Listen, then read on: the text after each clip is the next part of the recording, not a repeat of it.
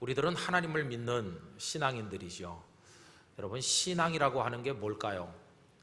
제가 궁금해서 사전에서는 뭐라고 말하나 하고 브리테니커 백과사전을 보니까 신앙을 다음과 같이 정의했습니다. 사람을 지고의 신이나 궁극적인 구원과 연결시키는 인간의 내적 태도나 신념 혹은 신뢰, 이렇게 정의했습니다.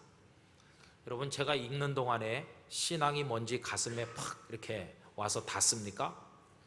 잘 와서 닿질 않죠. 읽는 저도 읽었는데도 감이 잘 오지를 않습니다. 너무나 추상적인 개념이다, 그런 생각이 듭니다.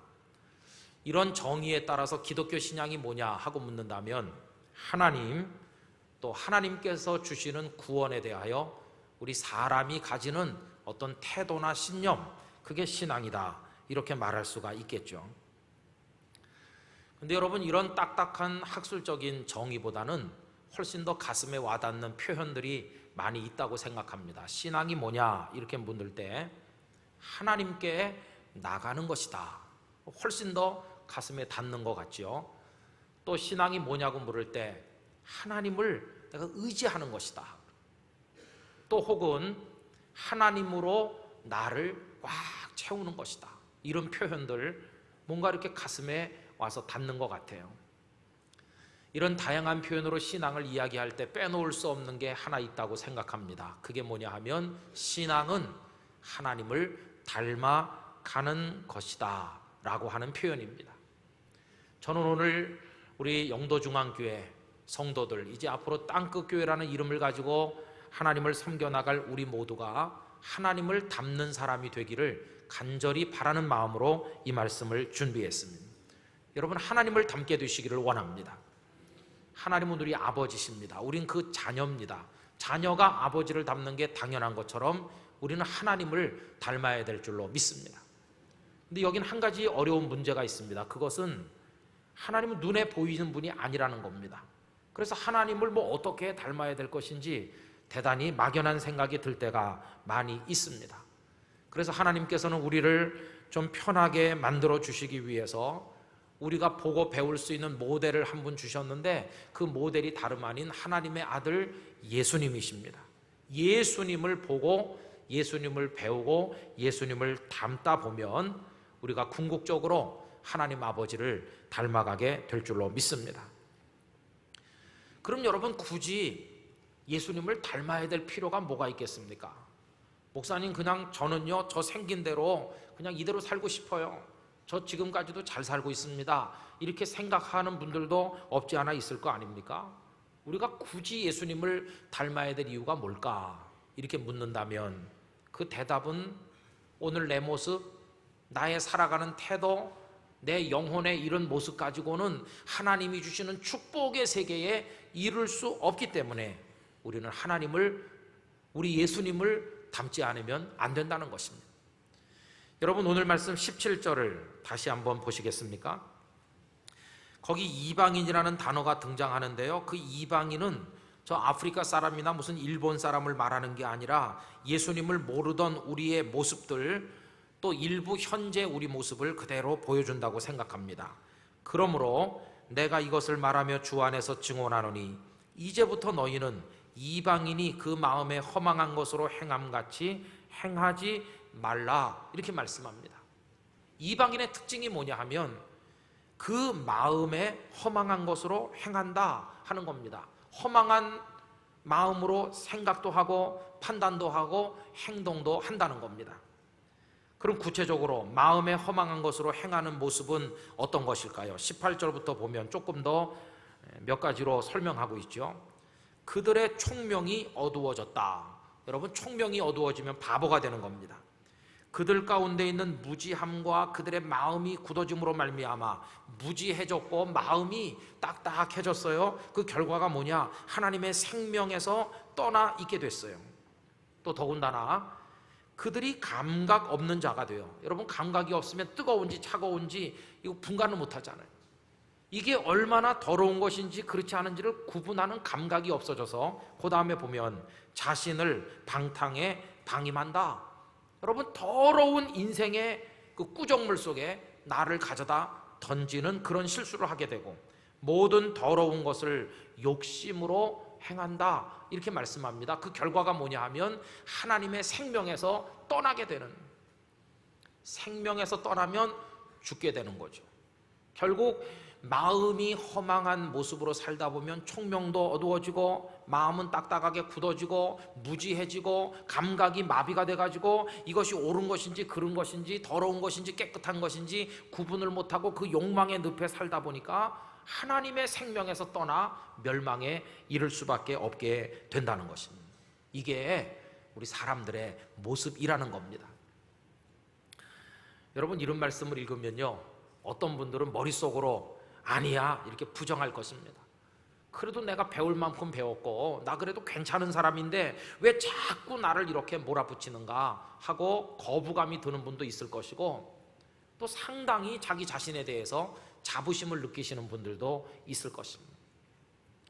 그러나 저는 이렇게 생각합니다. 그 자부심을 본인의 자신에 대해서 가지는 분들은 그분 자신이 굉장히 훌륭하기 때문이라기보다는 자신의 초라함과 누추함과 자신의 그 밑바닥 모습을 적나라하게 볼 수 있는 계기가 지금까지 없었을 뿐이지, 그 본인 자신이 하나님의 은총이 없어도 될 정도로 훌륭하기 때문은 절대로 아니라는 것입니다. 여러분, 우린 다 연약하고 너무나도 추합니다. 중국에 며칠 가서 있으니까 우리나라 뉴스를 접할 수가 없어서 소식을 알지 못했습니다.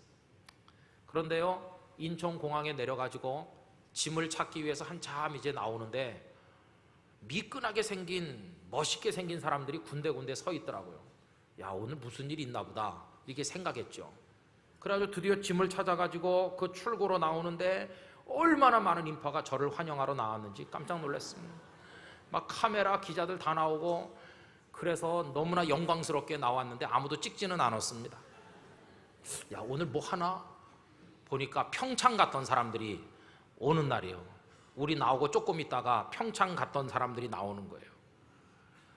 그래서 우리나라가 평창에 올림픽을 유치하게 됐다는 기쁜 소식을 듣게 됐어요. 그런 소식만 있는 건 아니었어요.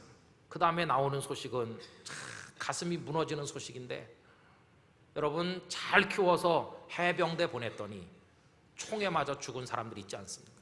그 어머니 아버지가 그 가슴이 어떻겠어요? 그 가슴 아픈 사건의 한복판에 정의병이라는 청년이 있다는 걸 알게 됐습니다.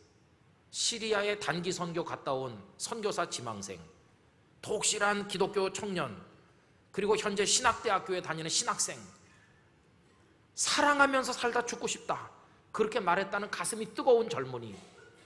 근데 그 청년이 지금은 그 살해 모의에 가담한 공범으로 몰려있고, 그리고 다 죽이고 싶다고 말한 사람으로 그렇게 보도되고 있습니다. 사랑하면서 살고 싶다던 청년이 다 죽이고 싶다고, 어떻게 그렇게 사람이 변했을까? 그 신문 보도는 그동안 해병대 들어가서 너무나 심한 가혹행위를 당했다, 그 고참이 병장은 하나님이랑 동급이라고 그러면서 성경책에 불을 붙이고 그의 옷에 에프킬라를 뿌리고 불을 붙이고 뭐 이런 비정상적인 가혹행위를 당하다 보니까 몇 달 만에 사람이 그렇게 변했다는 것입니다. 사람, 믿을 수 없는 게 사람이죠. 여러분, 그 정의병이 나쁜 사람이어서 그럴까요?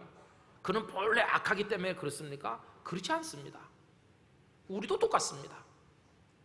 인생이 우리한테 가하는 가혹행위를 많이 겪으며 살다 보면 그렇게 방실방실 웃던 갓난아기, 순결 그 자체인 것 같은 갓난아기가 커가면서 얼마나 삐뚤어지는지 우리 알고 있지 않습니까? 18살, 19살, 20살 청년들의 그 싱그럽고 꿈 많던 아름답던 모습은 온데간데 없이 사라지고, 나이 40, 50 되면서 웃음도 사라지고 그 마음이 삐뚤어져서 인생이 막 흔들리고, 흔들리는 인생을 붙들어 놓을 능력도 없고, 그리고 더러운 오물 속에 스스로 빠져들어가고 다시 나올 힘도 없고, 자기 감정을 통제할 능력도 없고, 어떤 때는 자기 자신에 도취돼 교만하거나 어떤 때는 가장 못난이라고 열등감에 빠져 허덕이면서 인생을 주체를 못하는 사람이 너무너무 많습니다. 너무너무 많다기보다 다 우리 그렇게 허덕이면서 살고 있습니다. 우리 마음도 너나 할 것 없이 그 허망함에 영향을 받고 있다는 것입니다. 이게 우리의 모습이에요. 이대로는 하나님의 구원의 세계에 도달할 수 없습니다. 그래서 예수님을 닮지 않으면 안 됩니다. 왜? 예수님은 우리처럼 허망하고 우리처럼 흔들리는 그런 분이 아니시니까요. 우리 예수님은 얼마나 매력적인 분인지 알 수 없습니다. 루스 맥케이도 목사님이 예수님이 얼마나 매력적인 분인가를 여러 가지로 설명했는데 너무 길기 때문에 제가 그 중에 일부를 발췌해서 읽어드리려고 하는데요. 여러분, 마음의 눈으로 예수님을 바라보는 심정을 가지고 제가 읽어드리는 내용을 한번 들어보시면 좋겠습니다. 예수님의 마음은 순결했다. 무리의 흠모를 받으셨지만 그분은 검소한 삶으로 만족하셨다. 여자들의 공개를 받았으나 불순한 생각으로 욕 들으신 일이 없으시다. 자신의 피조물에게 능욕당하셨지만 그들이 자비를 빌기도 전에 이미 용서하셨다. 예수님의 마음은 평안했다. 제자들은 폭풍 중에 겁에 질려 소리를 질렀으나 예수님은 그렇지 않았다. 그분은 그 속에서도 주무셨다. 제자들에게 버림을 받자 예수님이 시무룩해져서 집으로 가셨던가? 베드로가 부인하자 노발대발하셨던가? 병사들이 얼굴에 침을 뱉자 도로 그들의 얼굴에 불을 뿜어내셨던가? 아니다. 천만부당한 일이다. 그분은 침착하셨다. 그분은 또한 위로부터 주어진 소명 외에 그 어떤 다른 것에도 이끌려 다니지 않으셨다. 그분의 마음에는 목표가 분명했다. 대부분의 인생들은 특별한 목표도 없고 성취도 없다. 그러나 예수님께는 한 가지 목표가 있었다. 인류를 죄에서 구원하는 것이었다. 게다가 그분의 생각은 얼마나 즐거우셨는지 아이들은 예수님을 좋아하지 않을래야 않을 수 없었다. 그분은 백합화에서 아름다움을, 예배에서 기쁨을, 문제에서 가능성을 찾아낼 줄 아는 분이셨다. 그러나 이 모든 아름다움 외에도 그리스도의 성품 중 단연 압권은 그분의 마음이 신령했다는 것이다. 그분의 생각은 아버지와의 친밀한 관계를 잘 보여준다. 그분은 내가 아버지 안에 있고 아버지께서 내 안에 계시다라고 말씀하셨다. 예수님의 마음은 신령했다. 여러분, 이게 예수님의 모습이라는 겁니다. 순결하신 예수님, 평안하신 예수님, 인생의 목적을 뚜렷하게 붙들고 방황하지 않으시는 예수님, 그러면서 그 마음에 언제나 싱그러운 기쁨이 넘치는 예수님, 그러면서 하나님 아버지와 하나 되어 사시는 신령한 예수님의 모습, 여러분 닮고 싶지 않으십니까? 우리의 모습과는 얼마나 다른지 우리 모두 예수님을 닮는 성도가 돼야 될 줄로 믿습니다. 반드시 예수님을 닮아야 돼요. 그럼 여러분, 우리가 예수님을 닮는다고 할 때 그 닮는 영역은 어디일까요? 그것은 우리들의 마음입니다. 예수님 닮기는 외모에서 이루어지는 것이 아니라 우리의 마음에서 이루어져야 될 과제입니다. 여러분, 외모가 예수님을 닮는다, 그건 어려운 일이에요. 예수님 어떻게 생겼는지 여러분 아세요? 아니, 목사님 뭐 그림 보니까 예수님 머리가 길던데, 예수님 장발이시던데. 그럼 여러분, 그거 닮으시려면 이제 평생 이발소는 가시지 말아야 돼요. 아마 여러분들이 저보다 조금 유리하실 것 같으네요, 그죠?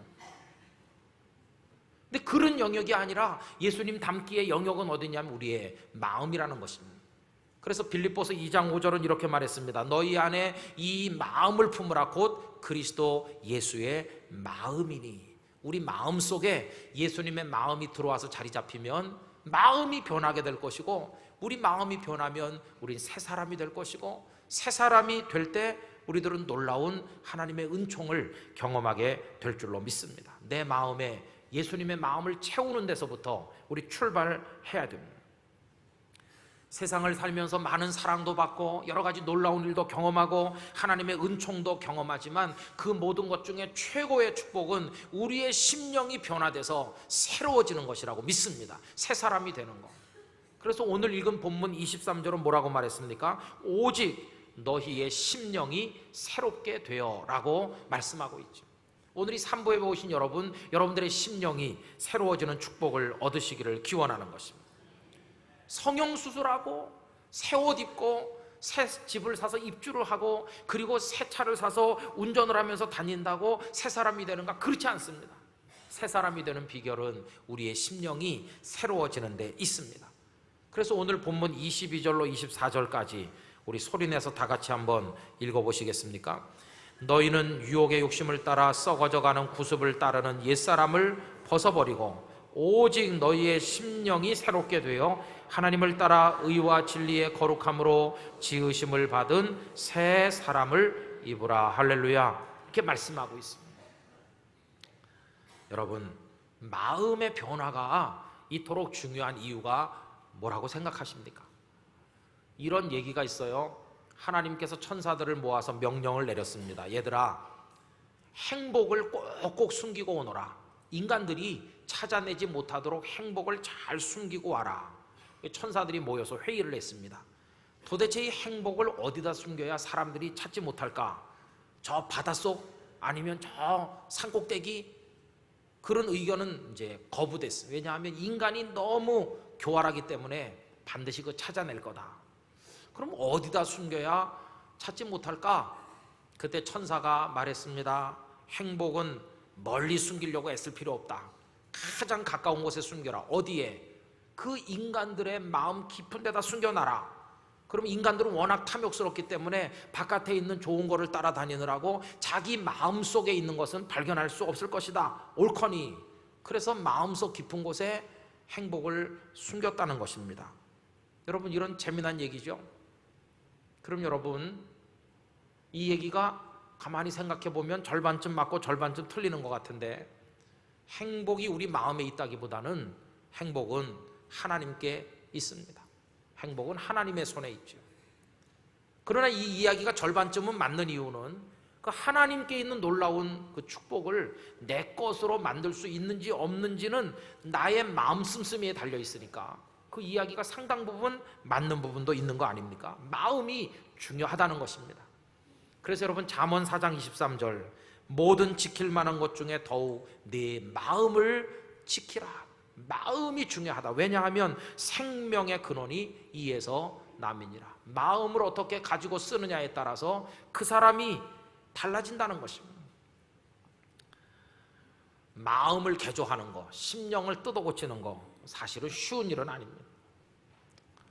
나이가 먹어도 마음이 달라지지 않아요. 성격이 고쳐지질 않는 사람 많아요. 시집가고 장가를 가도 안 변해요. 세월이 흘러서 40살, 50살, 60살 돼도 그 못된 성질 못 뜯어고치는 사람 많이 있어요. 정말 어려운 일이에요. 학교를 여러 개를 졸업을 해도 그거 안 되는 사람 숱하게 많습니다. 제 친구 목사님 중에 얼마나 성격이 급하고요, 화를 잘 내는지.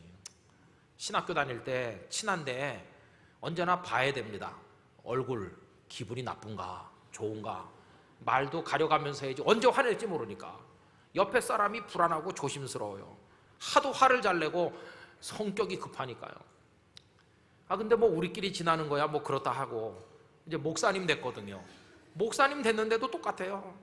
어느 교회 목사님으로 부임해 갔는데 여전히 똑같아요. 막 교인들을 급하니까, 성질 급하니까 몰아붙여요. 그리고 막 야단치는 거예요. 여러분, 강심장 아니면 그 교회 못 다니죠. 그 야단 받는 것도 한두 번이지 권사님 막 이렇게 야단치니까 기분이 좋겠습니까? 나중에는 참다가 권사님도 화는 목사님만 낼 줄 아는 줄 알아서 나도 화낼 줄 알아요. 막 싸우죠. 그럼 어떻게 될까요? 그냥 뭐 교회가 싸움판이 되는 거지. 여러분, 저는 화를 낼 줄 아는 목사일까요? 화를 낼 줄 모르는 목사일까요? 제가 화를 안 낸다, 저 김 목사는 화낼 줄 몰라, 이렇게 생각하는 분들은 오해하는 겁니다. 제가 속으로 삭혀서 그렇죠. 저도 화 많이 나요. 혹시 여러분 중에 혹시 저 김 목사는 괜찮은 사람인 것 같아 이렇게 생각하신다면 속아주셔서 감사합니다. 저랑 같이 살고 있는 모 여사에게 한번 물어보세요. 그 김 목사가 어떤 사람이냐고. 그러면 아마 여러분이 생각하는 거랑 많이 다른 대답을 할 것입니다. 아마 그 사람도 속으로 삭히고 살겠죠. 이게 잘 뜯어 고쳐지질 않아요. 그래서 내가 왜 이렇게 추하고 왜 이렇게 못났을까, 내 심령이 왜 이렇게 말라붙어 갈까 생각할수록 더 간절해지는 거예요. 뭐가요? 예수님을 닮고 싶다는 생각이. 그 예수님의 모습처럼 내가 좀 새로워지고 싶다는 소원이 더 간절해져요. 여러분 그렇지 않습니까? 저는 오늘 여러분들의 마음속에 주님, 나 정말 주님 닮고 싶습니다, 이런 열망이 생겨나시기를 원합니다. 이 건물만 리모델링 하는 게 아니라 우리가 반드시 성공해야 될 또 한 가지 리모델링은 우리 뜯어 고치는 겁니다. 이거 우리 심령을 리모델링 하는데 성공해야 됩니다. 하나님도 그것을 원하십니다. 여러분 한번 잘 들어보세요. 하나님은요, 우리를 있는 그대로 사랑하십니다. 연약한 대로, 추하면 추한 대로 버리지 않고 우리를 있는 그대로 사랑하십니다. 그러나 그대로 방치해 두지는 않으십니다.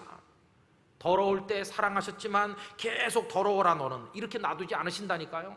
뜯어 고쳐서 깨끗하게 아름답게 새롭게 만드시는 것이 하나님의 뜻이라는 것입니다. 그래서 그 독생자 예수님, 그 아드님의 모습을 본받도록, 그래 로마서 8장 29절에 보면 하나님이 미리 아신 자들을 또한 그 아들의 형상을 본받게 하기 위하여 미리 정하셨다. 아드님의 모습을 닮아가도록. 그래서 하나님은 우리가 그리스도 예수님의 장성한 분량이 충만한 데까지 이르기를 원하고 계시다는 사실을 여러분 기억하시기를 바라는 것입니다. 그게 하나님의 소원입니다. 그럼 여러분 이제 마지막 얘기는 뭐겠습니까? 그럼 어떻게 하면 내가 예수님을 닮을 수 있을까? 그거겠죠. 뭐 여러 가지 영적인 방법이 있겠지만 가장 기본적인 거 하나를 말씀드린다면 우리의 시선을 예수님께 고정시키고 예수님만 바라보며 사는 사람 돼야 된다고 믿습니다. 부부는 닮는다고 그래요, 그죠? 그 닮는 이유가 뭘까요? 같은 솥에서 밥 먹고 같은 찌개 그릇에서 찌개 떠먹고 같이 같은 집에 오래오래 마주 바라보면서 살다 보니까 바라보는 시간이 길어지면 닮는 겁니다. 에이 목사님, 우리 부부는 서로 안 쳐다보는 지 오래됐습니다. 그래도 같은 집에 살다 보면 닮게 돼 있어요. 우리가 예수님을 고정해서, 시선을 고정해서 예수님을 계속 바라보면 세월이 많이 가면 우리도 예수님을 닮는 사람 될 줄로 믿습니다. 예수님 주변에 있는 걸 보지 마시고 예수님 그분을 보셔야 되는 거예요. 여러분 예수님이 탄생하실 때 목자들을 한번 생각해 보세요. 목자들이 그날 밤 천사를 봤습니다. 천사들이 노래하는 걸 들었습니다. 이건 굉장한 사건입니다. 쫓아가서 가족들 친척들 모아놓고 내가 말이야 방금 전에 천사를 봤는데 천사들이 지극히 높은 곳에서는 하나님께 영광이고 노래를 부른 거 내가 들었다고. 이게 엄청난 이야기거리죠. 그러나 목자들은 집으로 가지 않았습니다. 왜? 천사 백날 보고 앉아있어도 소용없다는 걸 알거든요. 천사가 말해준 그분을 만나기까지는 걸음을 멈추면 안 되는 거죠. 그래서 마구간에 가서 탄생하신 구주 예수님을 그들의 눈으로 보질 않았습니까?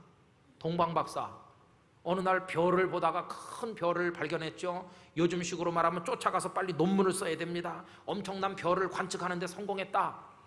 망원경은 뭘 썼냐? 무슨 허블 망원경으로. 그래가지고 별이 사이즈는 어느 정도 되고 그 별이 어느 각도에서 떠서 어디로 해가 그 별이 졌는데 뭐 이런 걸 갖다 논문으로 써서 천문학자로서 이름을 날리는 게 중요하겠죠. 그러나 이 박사들은 그렇게 하지 않았습니다. 그 별이 누구를 보여주는지 그분을 만나기 위해서 걸음을 떠났고 마구간에 가서 탄생하신 왕 예수님을 뵐 때까지, 그 눈이 그분을 뵐 때까지 그들의 발걸음을 멈추지 않았다는 것입니다. 예수님을 보는 게 중요하지 별을 맨날 며칠 바라봐봤자 소용이 없다는 것입니다. 예수님 제자 안드레, 원래는 세례 요한의 제자죠. 그런데 요한이 이제부터는 나를 따라다니지 말고 세상 죄를 지고 가시는 하나님의 어린 양 저분을 따라가라. 그래서 안드레와 또 다른 한 사람이 예수님을 졸졸 따라다니니까 예수님이 물어보셨습니다. 왜 따라오느냐고. 요한복음 1장 38절, 예수께서 돌이켜 그 따르는 것을 보시고 물어 이르시되 무엇을 구하느냐? 왜 따라오는데? 이렇게 물어보셨거든요. 그랬더니 안드레가 뭐라고 말씀드립니까? 이르되 랍비여 어디 계시오니까 하니. 여러분 이건 너무너무 중요한 얘기입니다. 쉽게 풀어서 말씀드리면 이런 뜻이라고 생각됩니다. 예수님, 저는요 당신을 이렇게 한번 뵙고 돌아서서 갈 수 없습니다. 악수 한번 하고 이걸로 끝낼 수 없습니다. 도대체 어디 머물고 계십니까? 제가 가서 당신 곁에 같이 있고 싶습니다. 한 번 보고 돌이켜 가는 게 아니라 저는 계속 당신을 바라보며 당신의 눈빛, 당신의 채취, 당신의 숨결, 당신의 말씀, 당신의 모든 것을 가장 가까운 곳에서 내가 소유하고 싶습니다. 어디 머물고 계십니까? 내가 가서 당신 옆에 같이 있으려고 합니다. 이게 안드레가 예수님께 드린 말씀 속에 녹아있는 뜻이라 하는 것입니다.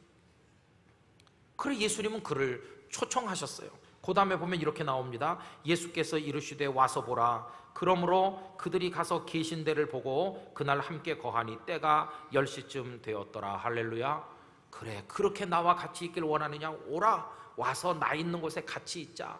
1년 동안 그분 곁에 있고 그분을 뵙고 2년 동안 그분의 냄새를 맡고 그분의 숨소리를 느끼고 3년 동안 그분과 함께 있다 보니까 이제는 예수님의 제자가 된 것이고 예수님을 닮아가게 된 것입니다.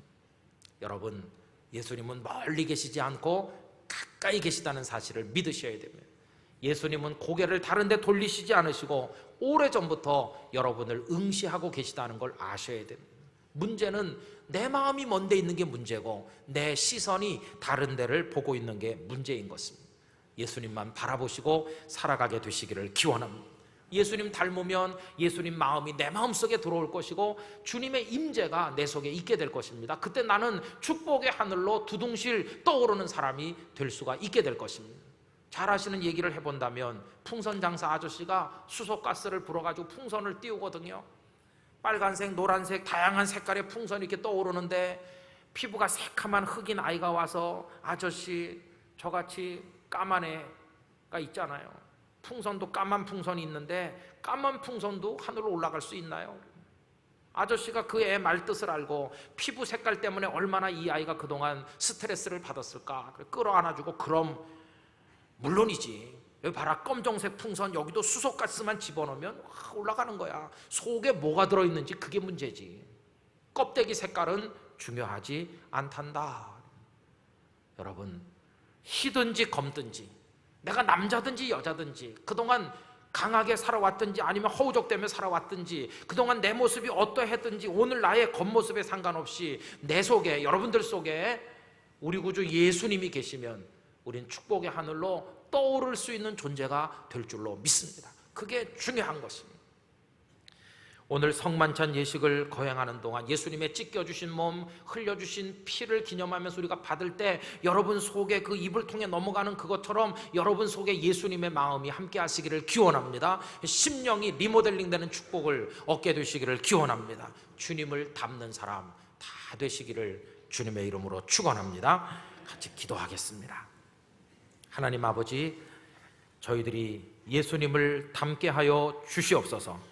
성만찬을 통해 꼭 그렇게 되게 하여 주옵소서. 예수님의 이름으로 기도하옵나이다. 아멘.